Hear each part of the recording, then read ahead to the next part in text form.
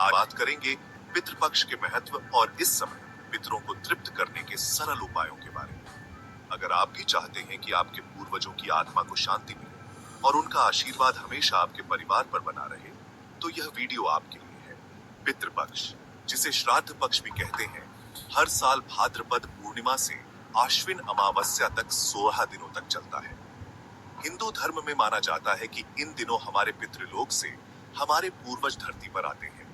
अगर इस समय हम श्रद्धा और भक्ति से उनका पूजन करते हैं, तो वे तृप्त होकर हमें आशीर्वाद देते हैं और परिवार में सुख समृद्धि बनी रहती है। श्राद्ध का अर्थ है श्रद्धा से किया गया कार्य।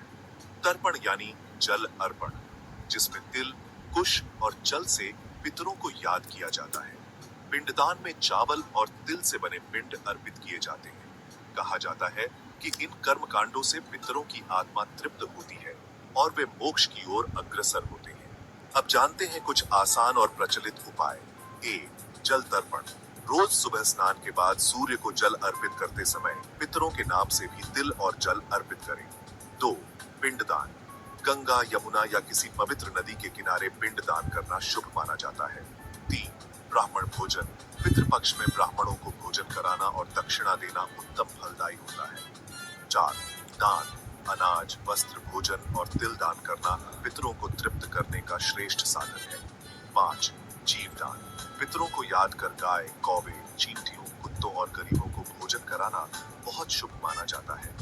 जब पितर प्रसन्न होते हैं तो घर में शांति, सुख और समृद्धि आती है। परिवार में स्वास्थ्य अच्छा रहता है, संतान सुख मिलता है और जीवन की कठिनाइयां कम होती हैं।